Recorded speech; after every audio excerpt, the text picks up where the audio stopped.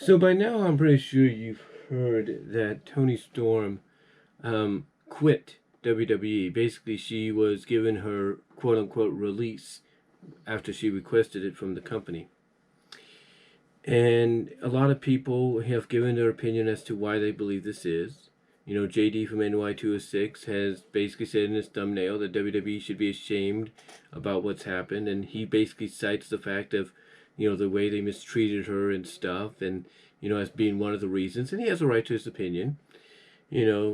Just Alex, I think, talked about it before he did his review on AEW Dynamite, and he gave his opinions. Everybody's going to give their opinions on the situation and how they see it from their own point of view. But excuse me there. But as more information comes out, the more we realize it wasn't just maybe everything that some people like JD and Alex and all of them are pointing out from their point of view, but it also basically mental and physical burnout. That's basically what it is. And you might ask yourself, well, she hasn't been on the main roster that long. How is she mentally and physically burnt out? Well, here's the thing. Just because she wasn't seen on SmackDown for the longest time, which didn't make sense to a lot of people, you know, doesn't mean she wasn't utilized on live events.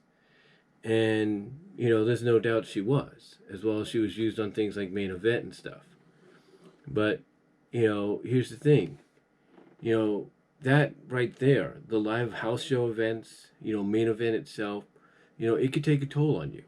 It could take a toll on you whether you live in the U.S. or Canada or even Mexico.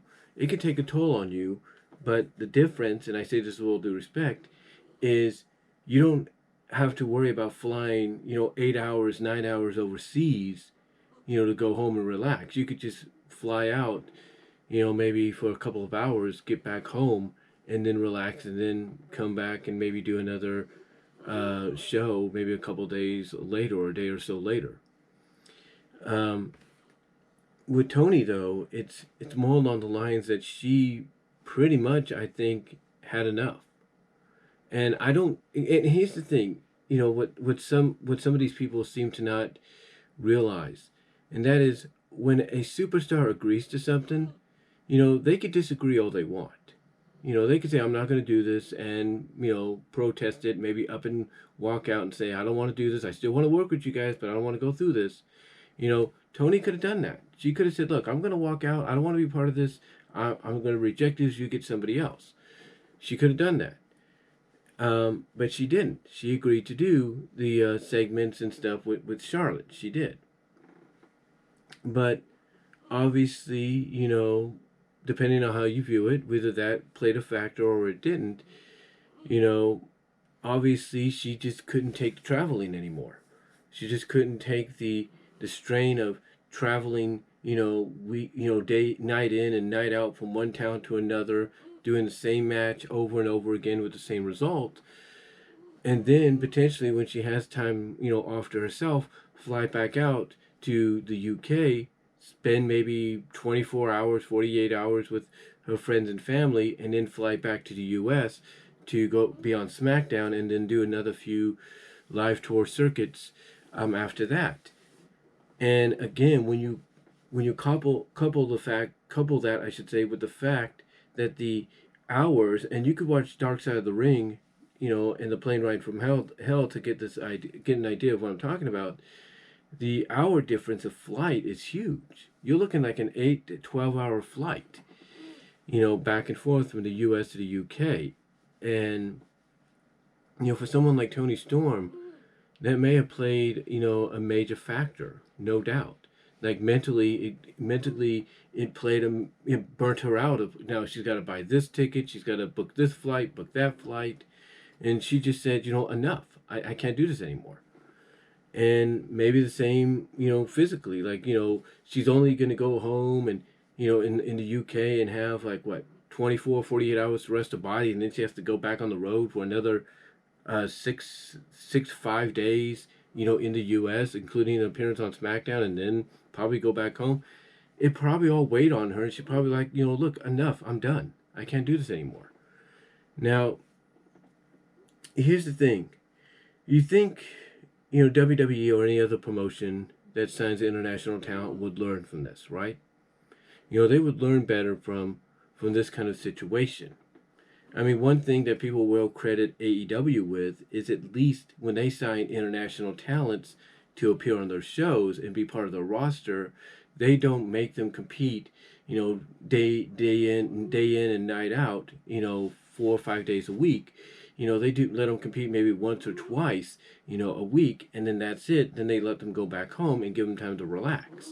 And that's a great thing. There's no doubt. The same with Impact Wrestling. The same with MLW, the same with PWG, the same thing with New Japan Strong, and those are good, and those are good decisions schedule wise to have that will attract people to work with your company or be competitors on your roster.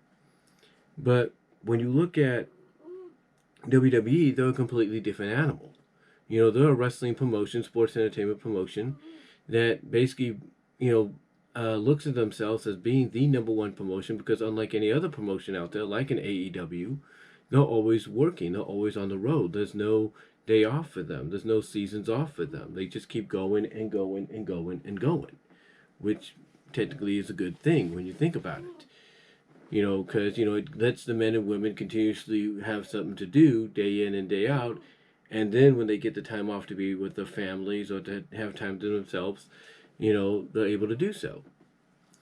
But internationally, though, if you're going to have stars like a Toni Storm on your roster and you're going to have that kind of schedule, for some international stars, it works fine for them because, they may be from Canada or they may be from Mexico.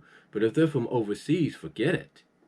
This to me is the reason why Kairi Sane did not want to come back to WWE. It's not because she didn't want to continue being an ambassador or she wanted to continue wrestling and all that. No. Kairi left because she didn't want to travel anymore.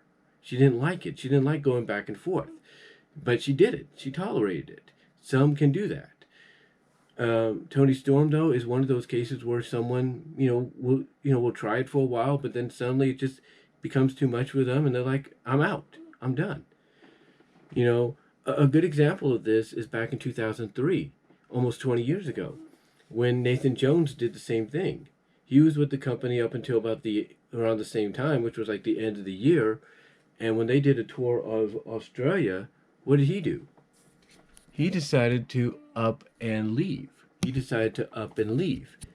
Instead of boarding the flight back home or back to the U.S. to continue touring with the company and be on SmackDown, he decided to leave. He decided to stay home because he didn't want to do it anymore.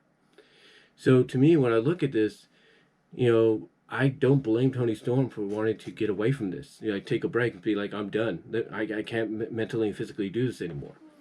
So hopefully after this, WWE and any wrestling promotion out there, hopefully going into 2022, learns the lesson of, hey, if we're going to sign these international stars to contracts, we got to sign them to contracts that are different to where we can get them at certain times to where they don't end up walking out on us because of physical mental burnout. And hopefully that's something that not just WWE but other wrestling companies look into. But what are your thoughts on Toni Storm walking out of WWE? How do you feel about it? Let me know down in the comments as well as in the live chat during the premiere. And I will talk to you later, but give me your thoughts. And I am out.